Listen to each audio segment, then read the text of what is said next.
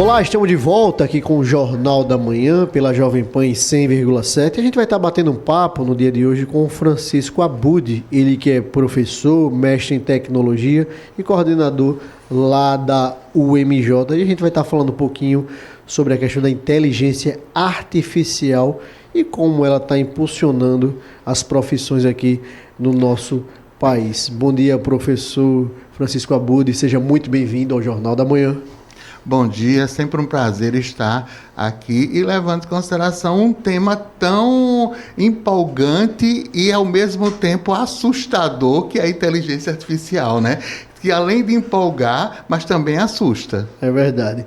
E, professor, eu queria começar esse nosso bate-papo na nossa temática, está falando em impulsionar, por exemplo, profissões. A gente passou agora no passado recente, né? Eu me lembro que existia, Natália, a profissão de datilografista. Tinha o advento também do cobrador de ônibus. E essas profissões elas foram extintas com o passar do tempo e outras vieram. E a gente está passando, professor, a gente pode dizer assim, por mais uma revolução tecnológica. E como isso pode, de fato, impulsionar as profissões ao invés da gente perder, por exemplo, postos de trabalho. Na verdade, eu brinco sempre que a inteligência artificial vem ressignificar as profissões, tá? Você pode dizer bem, mas Abud, algumas profissões vão deixar de existir. A cada revolução que existiu, desde a Revolução Industrial, o advento do computador e etc., você vem algumas profissões se extinguindo aos poucos. Antigamente você ia no banco, fazer um saque, ele anotava lá e processava só à noite, porque tinha um digitador que digitava as coisas. O papel do digitador hoje é usuário. Então, o que é que acontece? Algumas profissões, elas são ressignificadas, vão ser transformadas. Agora, algumas realmente vão deixar de existir com o passar do tempo. Tarefas repetitivas e sem nenhum cunho criativo, de resiliência, de empatia, tá? Então, essas profissões que não exigem isso, algumas profissões dessas vão deixar realmente de existir. Professor Abud, eu, por exemplo, né, eu frequento um restaurante ali no bairro do Farol e eu tive uma surpresa. Eu cheguei até esse restaurante e não tive o atendimento de uma pessoa, de um ser humano. Tinha um totem ali e ali eu fazia um pedido de um alimento, a bebida que eu ia tomar e posteriormente tinha uma sinalização e eu ia pegar esse alimento e me servir ali. Ou seja, esse advento dessa questão desse funcionário... O chamado autoatendimento, né, João Mãozinho? Que hoje em dia está muito em alta. A função, por exemplo, do garçom e tal, isso também está deixando de existir, como o senhor muito bem colocou, essas novas profissões. E aí a gente fica, por outro lado, pensando como funções repetitivas, elas podem trazer, de fato, algo de benéfico para a nossa sociedade. Exemplifica para a gente isso, traz isso de forma pedagógica para os nossos ouvintes nos 4 cantos do estado. Vamos lá. Por exemplo, a China tem uma fábrica de carros, tá? Você imagine, né? Quanto tempo deve ter... Eu vou perguntar ao ouvinte agora. Quanto tempo ele acha que dá para montar um carro?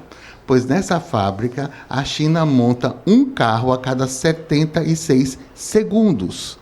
Ou seja, em menos de um minuto, entra em... Eu esperava que pelo menos fossem 76 minutos, Eu precisava de 76 horas, um carro. Quando ele falou assim, segundos, eu me assustei. Segundos, tá? Então, o que acontece? É uma tarefa repetitiva, a montagem exige perfeição, exige... Tá?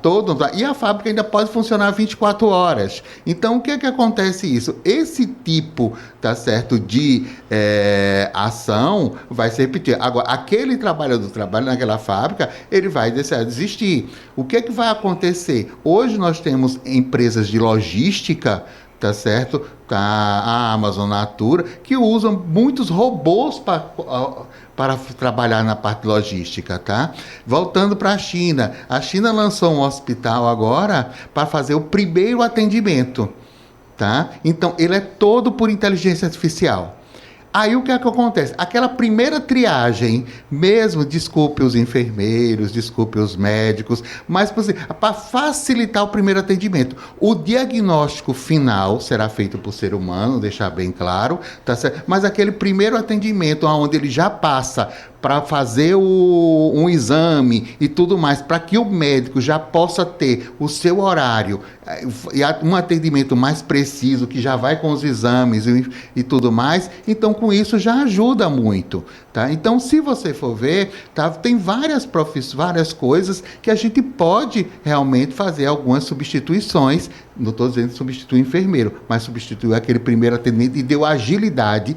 Agora, aquele enfermeiro otimizar, e aquele médico, né, vai precisar ter qualificações maiores, melhores atendimentos, ou seja, o nível de atendimento do profissional que fica por trás vai ter que aumentar. O senhor falou sobre a questão da Amazon, eu lembrei que essa semana eu conversava com o João Mouzinho e ele comentou comigo, né, João, que houve uma mudança. Queria que você entrasse em detalhes, João, porque você que leu a reportagem, né? A gente estava vendo uma matéria, professor Abud, sobre a Amazon, né, que criou um robô que já exercem tarefas repetitivas e disse que esses robôs, por exemplo, eles adquirem inteligência com o passar do tempo, inteligências acumulativas. Ou seja, a Amazon já destacou, inclusive em nota oficial, dizendo que esses robôs seriam utilizados apenas para essas atividades repetitivas, como o senhor muito bem colocou. Agora, professor Abud, veja só, eu estou aqui para problematizar, para a gente trazer discussões para a nossa sociedade. Aqueles homens da fábrica do carro da China, esses enfermeiros, técnicos de enfermagem que faziam as primeiras triagens, o cobrador de ônibus, o datilografista, o cortador de cana-de-açúcar, onde essas pessoas estão hoje? Aonde isso vai parar na nossa sociedade? Qual é essa ótica, podemos dizer assim, mais social, diante, aspas, desse desemprego em massa que pode ocorrer na nossa sociedade? Qual seria a solução para isso também, né? Também. Olhe bem, tá? Todo país que se diz desenvolvido, ele tem como métrica e principal foco educação. Tá? Tanto que, por exemplo, alguns países como Nova Zelândia, hoje eles terminam importando profissionais para trabalhar, por exemplo, como motoristas de ônibus, aplicativos, algumas atendentes de loja e etc. Por quê? Porque a mão de obra lá na Nova Zelândia é tão qualificada, todo mundo basicamente tem nível superior, então eles não querem exercer determinadas profissões. O que acontece agora no país como o Brasil, né? A nossa realidade, Nordeste, aonde a gente tem uma educação questionável, que seja do fundamental, básico e médio, mas também, aí o que é que vai acontecer? Vai ter desemprego, enquanto, se o Brasil um dia quer ser um país desenvolvido, se não tiver foco em educação, não vai conseguir. É uma coisa também que vem, que agora já está nas nossas vidas, né? Até pouquíssimo tempo atrás ainda causava um estranhamento, mas agora é parte das nossas vidas, que é, João, o ChatGPT, por exemplo. Então, já existe muita discussão, por exemplo, sobre processos, né, na parte do judiciário. E existem muitos debates a respeito disso. Eu estou acompanhando também uma discussão sobre as pessoas que elas, entre aspas, mas elas fazem terapias pelo ChatGPT. Então, elas são atendidas como se fossem com um psicólogo, elas conversam com o ChatGPT como se estivesse realmente sendo atendido por um psicólogo. E aí, existe, professor, também esse limite, o limite da máquina e do profissional, principalmente nessas áreas aí que são mais das humanidades. Como é que a gente consegue equilibrar esses pratos? Eu vou começar por, antes de responder, tá? Fazendo uma pergunta que eu logo em seguida vou responder aqui. Vocês acham que a inteligência artificial é realmente inteligente? Aí a gente vem para o conceito de que é inteligência, né?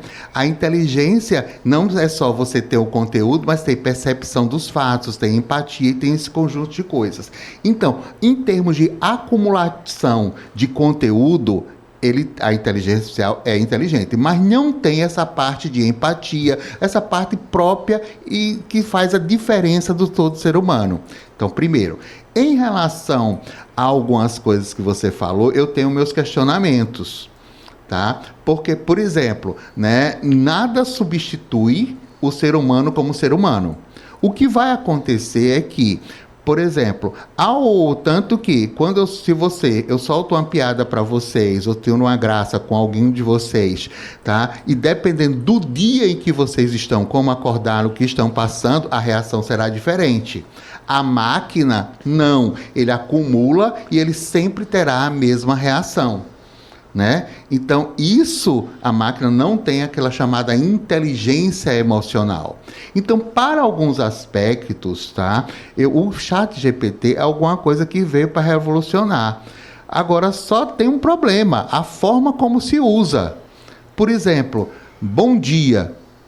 Você sabe se todo mundo, tá certo, todo o Brasil, por exemplo, só a população de Maceió, tá certo, der bom dia ao acordar, entrar no ChatGPT e der bom dia, isso equivale ao consumo energético de 2 a 3 dias de Arapiraca inteiro. Nossa. Por quê? Porque as máquinas que têm inteligência artificial, ela tem um consumo muito grande. Por isso que está sendo feito esses data centers pelo mundo inteiro para poder ter essas inteligências artificiais. Então, por favor, não digam bom dia inteligência artificial. Vão direto ao assunto, sem problema. Eu já ouvi isso com relação ao por favor, né? Saiu recentemente. Por favor também. Pedir por favor e falar obrigado. Faz alguma diferença na sua resposta? A discussão, o debate era exatamente esse. Assim, será que se eu falar um por favor. E o meme, João, a brincadeira na internet eu vou ser educado com o ChatGPT, porque quando houver a revolução das máquinas, eu não vou ser perseguido por ela, porque eu vou ter tratado ela muito bem. Então rola sempre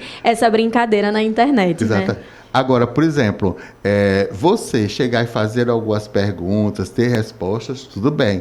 Agora, em relação a usar o ChatGPT, por exemplo, a terapia, tá? Aí isso já envolve. Várias pessoas estão usando hoje o DeepSeek, ChatGPT, tá? O Grok, tá? Para terapia. Gente, ele não é um terapeuta. Tá certo? E principalmente ele não vai, no final da sua conversa, passar uma receitinha de remédio que você está esperando, porque ele não tem o CRM, ele não pode receitar, deixar bem claro isso, tá? É só entender os limites, né? Tem os limites. Então, agora, minha gente, você chegar, por exemplo, quais foram os principais assuntos, tá? Que aconteceram ontem, faça um resumo, tá, para os jornalistas, né? Pega uma partida de futebol, faça um resumo dos principais momentos dessa partida que eu não assisti porque eu estava cobrindo outra, tá? E o repórter, no dia seguinte, ele vai ter que noticiar todas as, né? O jornalista, ele vai ter que noticiar todas as partidas e ele não consegue estar em todas simultaneamente, tá? Então, algumas coisas, ele como ferramenta de auxílio é perfeita, não só como ferramenta de auxílio, mas também usada hoje como outras ferramentas não tão boas, tá? Que aí a gente fica para outro momento, né? Que é os golpes, etc. Mas isso fica para outro momento. Vamos falar só da parte boa hoje. Entrevista parte 2, João Mozinho. Professor Abud, para a gente encerrar, uma pergunta, podemos dizer, visionária e algo que está posto ao longo da nossa história da humanidade. Hoje, o homem comanda a máquina. Amanhã, a máquina vai comandar o homem? Quem sabe, tá? Isso é uma reflexão. Eu vou só responder uma parte e dizer o seguinte. Hoje, com a estrutura de computação, ou seja, com a arquitetura do computador, como o computador hoje é construído, não. Deixar bem claro isso, tá? Mas a gente já tem o quê? Perspectivas de avanços tecnológicos do tipo seguinte, computação quântica, tá? Então, computação por neurônios. Então, toda essa parte dessa nova estrutura de computadores que está por vir, pode ser que isso aconteça. Professor Francisco Abud, mestre em tecnologia, quero agradecer demais a sua participação aqui no Jornal da Manhã. É um tema extremamente palpitante, ele é por muitas vezes polêmico e a gente está aqui para travar justamente esses grandes debates da nossa sociedade, principalmente tecnologia, que é um assunto extremamente em voga e que a gente tem que estar trazendo como tema central para a nossa sociedade. Professor Francisco Abud, quero agradecer demais a sua participação, fazer o convite público para que o senhor esteja aqui em outras oportunidades e deixar um espaço para as suas considerações finais. Estou à disposição de vocês. E qualquer coisa, tá, que vocês precisarem, quiserem fazer uma pergunta, vocês podem me procurar lá no Instagram, @FCOABUD. Repete aí, professor, o arroba, por favor. @F de faca, C de casa, O, né, e ABUD, ABUD, até o D apenas, FCO ABUD. Mais uma vez, obrigado ao Francisco Abud, mestre em tecnologia. Obrigado à minha companheira de bancada, Natália Barros, nosso querido Claudio Stone na técnica, nossa Regina aqui sempre nas redes sociais nos auxiliando, Mailson Franklin, direto das ruas de Maceió com Geraldo Salgueiro. Muito obrigado a todos vocês e até amanhã, até quinta-feira, se Deus quiser. Tchau, tchau, ouvinte. Obrigada pela companhia de hoje. Já amanhã a gente se encontra. Tchau, tchau.